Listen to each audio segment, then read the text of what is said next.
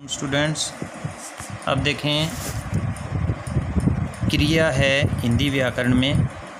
प्रश्न ये पूछा जाता है परीक्षा में 10वीं बोर्ड में 9th में, क्रिया किसे कहते हैं। अब क्रिया किसे कहते हैं तो बात यहाँ आती है कि क्रिया की परिभाषा, जिन शब्दों से क्रिया का मतलब होता है कार्य, संपन्न होने और कोई कार्य वर्तमान में संपन्न हो रहा है या चल रहा है आदि की जो जानकारी होती है, बोध होता है, बोध कराने वाले जो शब्द हैं उनको क्रिया कहा जाता है। दूसरे शब्दों में ऐसे भी कह सकते हैं, जिस शब्द से किसी कार्य का होना या करना पाया जाए या समझा जाए उसे क्रिया कहते हैं। जैसे खाना, पीना, गाना, रहना, जाना, ये सारी क्रियाएं हैं। क्रिया के लिए एक प्रश्न ये भी आ जाता है कि क्रिया शब्द का निर्माण कैसे होता है या निर्माण क्रिया शब्द का कैसे हुआ, तो हमें इस बात की जानकारी होनी चाहिए कि क्रिया के मूल रूप को मुख्य धातु कहा जाता है। धातु से ही क्रिया शब्द का निर्माण होता है। अब इसके एग्जाम्पल दे रखे हैं। राम खाना खाता है, घोड़ा दौड़ता है, तुम स्कूल जाते हो। ये हमारे मूल जो धातु है उसकी बनी क्रिया और क्रिया के बने हुए इसके एग्जाम्पल हैं। ये सारी क्रियाएं हैं, खाता है, दौड़ता है, जाते हो, ये सारी क्रियाएं कहलाती हैं। अब इस क्रिया के बिंदु में नीचे देखें क्रिया के भेद। क्रिया के भेदों के बारे में वर्णन लिखता है, तो इसमें व्याकरण में वर्णन ये है कि क्रिया जो है वो कर्म के आधार पर क्रिया के भेद, कर्म के आधार पर क्रिया के दो भेद माने गए हैं। एक तो सकर्मक क्रिया, दूसरी है अकर्मक क्रिया। सकर्मक में स से ही तुम समझ गए होंगे कि स का मतलब होता है साथ में। जिस क्रिया में कर्म हो, जिस क्रिया के साथ कर्म हो उसे सकर्मक क्रिया कहते हैं। और जिस क्रिया में ये जो अकर्मक लिखा है, अ का मतलब होता है नहीं, तो अकर्मक का मतलब होता है नहीं, तो जिस क्रिया में कर्म नहीं हो उसको अकर्मक क्रिया कहते हैं। अब इनकी परिभाषा देखें, सकर्मक की, अकर्मक की, दो तरह की जैसे परिभाषाएं हैं। जो क्रिया कर्म के साथ आती हो, अर्थात जैसा कि मैंने बताया है सकर्मक, जिस क्रिया में कर्म हो उसको सकर्मक क्रिया कहते हैं। ऐसी इसने परिभाषा लिखी है कि जो क्रिया कर्म के साथ आती है उसे सकर्मक क्रिया कहते हैं। अब ऐसे भी बोल सकते हैं सरल शब्दों में कि जिस क्रिया का फल कर्म पर पड़ता हो उसे सकर्मक कहते हैं। जिस क्रिया का फल कर्म पर पड़ता हो उसे सकर्मक क्रिया कहते हैं। दूसरा अकर्मक में देखें परिभाषा।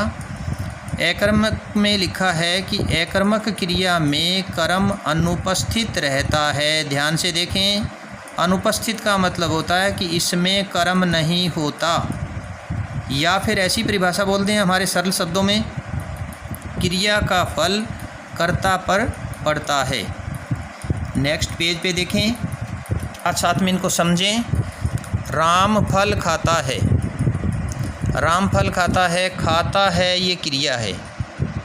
अब ये पूछ ले पेपर में कि कौन सी क्रिया है, तो दो बातें ध्यान में रखनी है। क्या से प्रश्न करेंगे, क्या से प्रश्न करेंगे, और दूसरा प्रश्न करेंगे किसको, किसको। ये दो जो है ना, ये क्वेश्चन वर्ड जिनको बोलते हैं वो हैं। इनसे दो से प्रश्न पूछा जा सकता है। जैसे ये वाक्य है, राम फल खाता है, तो खाता है ये क्रिया है, ये फल जो है वो इसका कर्म है, और राम जो है वो इसका कर्ता है। यहाँ तक तो आप अच्छे से समझ गए, ये क्रिया है। अब हम ये प्रश्न करें कि क्या खाता है, तो क्रिया का फल पड़ेगा इस फल पर। परिभाषा यही था कि जब क्रिया का फल कर्म पर पड़ता हो, जब क्रिया का फल कर्म पर पड़ता हो तो सकर्मक बोलते हैं। तो यहाँ खाना जो है वो क्रिया है, खाता है ये क्रिया है। पूछा जाए कि क्या खाता है तो हमारा इस कर्म के ऊपर फल पड़ता है कि फल खाता है। तो इसी तरह से इस वाक्य को जो है हमसे परीक्षा में ये पूछा जाए कि ये वाक्य कौन सी क्रिया का है, तो हम बोलेंगे इसको सकर्मक, इसको बोलेंगे सकर्मक, सकर्मक क्रिया बोलेंगे। अब दूसरा एग्जाम्पल देखें, सीता गाना गाती है। आपको सबको अच्छे से ध्यान है कि गाती है ये क्रिया है, गाना ये कर्म है, ये कर्म है, गाती है ये क्रिया है, सीता जो है वो करता है। अब प्रश्न मैंने जो बताया था उस हिसाब से जब हम प्रश्न करते हैं कि क्या गाती है, तो हमारा उत्तर आता है गाना गाती है। तो फल किस पर पड़ा? कर्म पर। तो जब क्रिया का फल कर्म पर पड़ता है तो उस वाक्य में हमें पूछा जाए कि इसमें कौन सी क्रिया है, तो फटाक से हम बोल पाएंगे कि इसको सकर्मक क्रिया का वाक्य है या इसमें सकर्मक क्रिया है। नेक्स्ट देखें, राम के द्वारा लिखा गया क्या है? क्रिया। यहाँ तक समझ में आ रहा है? अब राम इसमें करता है। अब किस ने लिखा, तो इसका फल पड़ता है राम पर, तो इसमें कर्म नहीं है, तो ये है अकर्मक।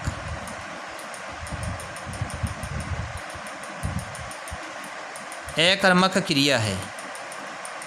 इसी क्रम में देखें, अध्यापिका पुस्तक पढ़ रही है। इसी क्रम में देखें, माली ने पानी से पौधों को सींचा। सींचना पता है आपको क्या है? ये क्रिया। अब क्रिया जो है, क्रिया में भी कई बार ऐसा होता है कि कुछ वाक्य ऐसे होते हैं जिनमें दो क्रियाएं आती हैं। तो इसमें दो क्रियाएं हैं, जैसे सींचा जो है, इससे हम प्रश्न करेंगे कि क्या किसको सींचा, तो पौधों को। तो एक तो कर्म ये हो गया। और किससे सींचा, तो पानी से, एक कर्म ये हो गया। और माली जो है इसका करता है। तो जहाँ पर दो कर्म हो उसको द्विकर्मक क्रिया बोलते हैं। वैसे इसमें कर्म है इसलिए हम इसको बोलेंगे सकर्मक। यहाँ तक तो समझ में आ रहा है आपको?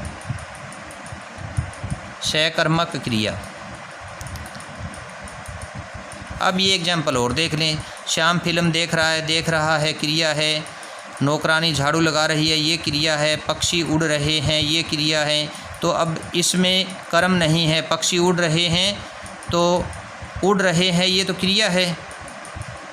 और कौन उड़ रहे हैं? पक्षी, तो ये है कर्ता। तो इसमें हमें देखने से पता लगेगा कि इसमें क्रिया कर्म नहीं है। इसके बाद देखो, राधा नाचती है, बच्चे पुस्तक लाए। ये सब जो मैंने अंडरलाइन करके सारी क्रियाएं हैं। राधा खाना बनाती है, बालक निबंध लिख रहा है, मजदूर मकान बनाते हैं। एक वाक्य ये देखें, बच्चे बहुत देर तक हंसते रहे। तो हंसते रहे ये तो है क्रिया। और जब ये जो लिखा है मैंने गोल राउंड में करके, ये जो है वो क्रिया की विशेषता बता रहा है, बहुत देर तक। ये है जब क्रिया की कोई विशेषता बताता है उसको कहते हैं क्रिया विशेषण। तो ये वाक्य सारा बीच वाला क्रिया विशेषण है। बच्चे जो हैं वो कर्ता हैं और हंसते हैं वो क्रिया है।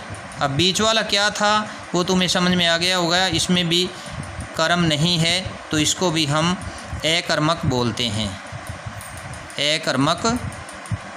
अकर्मक क्रिया कहते हैं।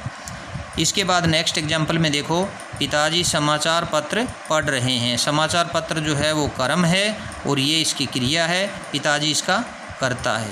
तो इसी तरह से नेक्स्ट देखेंगे, कर्म के आधार पर क्रिया के अन्य 3 भेद और दे रखे हैं व्याकरण के नियमानुसार, जिसमें पहला है सहायक क्रिया, नंबर 2 है पूर्णकालिक क्रिया, 3 नंबर है द्विकर्मक क्रिया। द्विकर्मक का तो मैंने आपको बताया है, जहाँ पर वाक्य की रचना में 2 कर्म आए, ऐसे वाक्य को द्विकर्मक क्रिया वाला वाक्य बोलते हैं। बाकी नेक्स्ट जो है अगले वीडियो में आप देख पाएंगे। धन्यवाद।